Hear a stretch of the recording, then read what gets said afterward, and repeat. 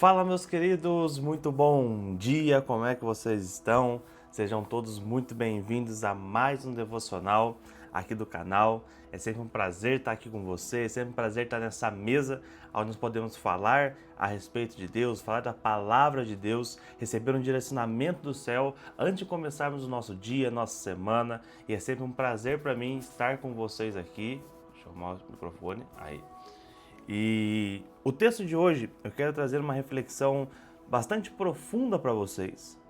E eu quero que vocês abram comigo no livro de 1 Pedro, capítulo de número 1. 1 Pedro, capítulo de número 1, versículos 15 e 16. E eu quero explicar para vocês algo que talvez eu nunca tenha... Foi uma percepção que eu passei a ter a partir dessa semana. E é uma percepção que talvez mude algumas coisas para você. Mas no livro de 1 Pedro, capítulo de número 1, versículo de número 15, vai dizer o seguinte: porém, considerando a santidade daquele que vos convocou, tornai-vos, da mesma maneira, santos em todas as vossas atitudes. Porque está escrito, sede santos, porque eu sou santo. Ora, se invocais como Pai aquele que julga imparcialmente as obras de cada pessoa, procedei com sincero temor reverente durante a vossa jornada terrena. Portanto, estais cientes de que não foi mediante valores perecíveis, como a prata e o ouro, que foste resgatados do vosso modo vazio e sem sentido, legado por vossos antepassados, mas fostes resgatados pelo precioso sangue de Cristo, como de cordeiro, sem mácula ou defeito algum.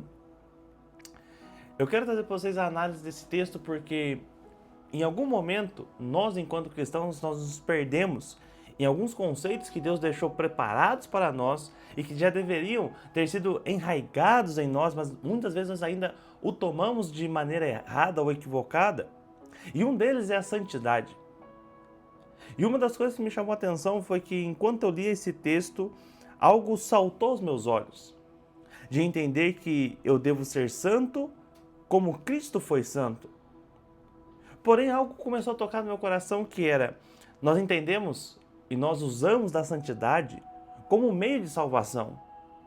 Nós, enquanto cristãos, vivemos dizendo, nós temos que ser santo, porque sem a santidade não tem como a gente alcançar a salvação. E aí é onde entra um dos maiores problemas. Nós usamos as coisas certas com os intuitos errados e equivocados. Porque se a santidade ela é necessária para a salvação, logo eu estou dizendo que Cristo necessitava de salvação, mas Ele é a própria salvação. Logo eu comecei a entender algo muito importante. A santidade ela não se trata sobre mim, mas ela se trata sobre Deus. E talvez seja esse o ponto no qual nós temos errado tanto, porque nós temos pegado os conceitos bíblicos que têm focado em exaltar e glorificar a Deus e temos usado esses conceitos bíblicos como meio de benefício para mim. Então eu me torno santo, e ao me tornar santo e andar na santidade, eu começo agora a desprezar as pessoas que vivem no pecado, eu começo agora a ter uma estrelinha na minha testa dizendo eu agora vivo em santidade, e essa santidade ao invés de me aproximar das pessoas, ela me afasta das pessoas. E o próprio Cristo diz que quando você fizer a um desses pequeninos, a mim estará fazendo. Ou seja, todo o processo daquilo que Deus coloca sobre nós e daquilo que Deus deixou instituído para nós tem uma única função e um único objetivo. Não é que você seja exaltado, não é que você seja salvo, não é que você possa ter uma estrelinha na testa de um destaque extraordinário, mas que você possa demonstrar a glória de Deus através da tua vida. Então, eu me torno santo não porque a santidade vai me levar a algum tipo de benefício, mas eu me torno santo para poder revelar a glória de Deus para as outras pessoas. E quando eu entendo isso, eu entendo por que a santidade, ela me ajuda a me libertar e a viver livre do pecado. Eu quero que você pense no seguinte cenário. Quero que você pense em um homem que de repente decide procurar uma garota de programa. E ele vai até essa garota de programa e ele está pensando somente nele. Do tipo, eu vou atrás dela porque eu estou querendo satisfazer os meus desejos e eu satisfazer os meus desejos com ela vai colocar em risco a minha santidade, mas é a minha salvação, então eu faço o que eu bem entender. E por ele pensar somente nele, nos pensamentos egoístas dele, de que ele estaria quebrando a própria santidade dele, e que isso talvez faria com que ele tivesse que ter um acerto de contas com Deus futuro, ele simplesmente vai e se lança ao pecado. Mas quando nós entendemos que a santidade não é somente sobre mim, mas também sobre o outro, porque quando eu sou santo, eu revelo a glória de Deus para a vida do outro, esse homem ele pensaria duas vezes, porque ele perceberia que ao se envolver com essa garota de programa, ele não só está quebrando a santidade dele, mas está impedindo que ela conheça a Deus de forma verdadeira, real e profunda, porque talvez ele seria o único meio pelo qual essa mulher poderia conhecer a Jesus. E quando nós entendemos sobre isso, nós entendemos que a santidade não tem nada a ver comigo, mas tem muito a ver com aquilo, não tem nada a ver com aquilo que eu vou receber, mas com aquilo que as pessoas recebem de mim, quando eu passo pelo processo de santidade e quando eu me torno santo. Você consegue entender como nós temos colocados, muitas vezes, motivações egoístas nos princípios que o próprio Deus deixou para que nós possamos segui-los? Só que não para por aí. Daniel, mas ainda não estou convencido de que essa santidade, ela é para os outros e é para revelar a glória de Deus. Então abra comigo no livro de Filipenses, capítulo de número 2, versículo de número 5 a 9. Filipenses, capítulo de número 2, versículos do número 5 até número 9, e vai dizer o seguinte: tende em vós o mesmo sentimento que houve também em Cristo Jesus. O que eu quero que você entenda é, o apóstolo Paulo não está falando que você deve ter apenas as mesmas atitudes que Jesus, mas você tem que ter os mesmos sentimentos que houve em Jesus.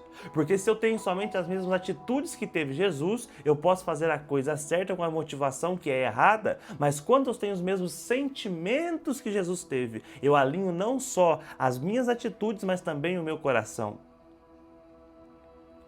E ele continua, o qual, tendo plenamente a natureza de Deus, não reivindicou o ser igual a Deus. Ou seja, Jesus tinha a mesma natureza de Deus, tinha as mesmas capacidades e atributos de Deus, porém, ele não decidiu ser igual a Deus. E o texto continua mais uma vez, mas pelo contrário, ele esvaziou-se de si mesmo, assumindo plenamente a forma de servo e tornando-se semelhante aos seres humanos. Assim, na forma de homem, humilhou-se a si mesmo, entregando-se à obediência até a morte e morte de cruz. E por isso, Deus também o exaltou sobremaneira, à mais elevada posição ele deu o nome que está acima de todo e qualquer outro nome, para que ao nome de Jesus se dobre todo o joelho dos que estão nos céus, na terra e debaixo da terra, e toda língua confesse que Jesus Cristo é o Senhor, para a glória de Deus Pai. Por que Jesus fez tudo isso? Para que a glória de Deus Pai fosse exaltada. Por mais que Jesus não quis ser igual a Deus, por mais que Jesus não quis reivindicar para si esse título de Deus, era impossível olhar para Jesus e não ver a glória de Deus sobre a vida dele e sobre aquilo que ele vivia e fazia.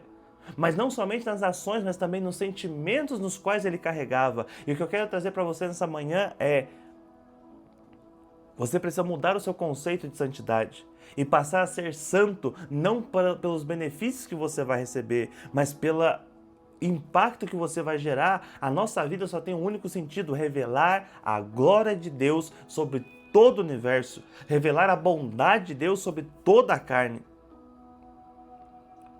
Então você precisa viver esse texto e não apenas fazer o que Jesus fazia, mas ter os mesmos sentimentos que Jesus tinha, porque quando você começar a viver desta maneira, a sua vida vai passar a fazer sentido. E o que Deus está deixando muito claro, o que o apóstolo Paulo está deixando muito claro nessa carta é: não busque a recompensa da parte dos homens, porque no tempo certo o próprio Deus o recompensará. Existe um outro texto que vai dizer: Se aquele que recebeu o galardão dos homens não receberá galardão da parte de Deus, porquanto a sua atitude já foi reconhecida e paga. Ou seja, não faça nada querendo o reconhecimento dos homens, porque o reconhecimento dos homens é efêmero e passageiro, mas aguarde pelos galardões da parte de Deus, que o recompensará de sobremaneira. Por isso, nessa manhã eu quero que você limpe o teu coração,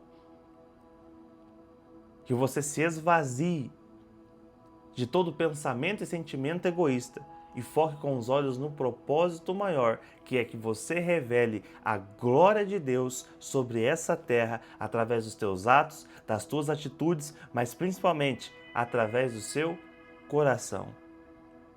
Que Deus abençoe a tua vida, Deus abençoe a tua casa, a tua família. Se esse vídeo fez sentido para você, deixe o seu like, deixe o seu comentário do que mais te impactou e compartilhe com os teus amigos para que essa palavra também possa fazer florescer dentro do coração deles. Que Deus abençoe você e toda a tua casa em o nome de Jesus. Amém. Até amanhã no nosso próximo devocional.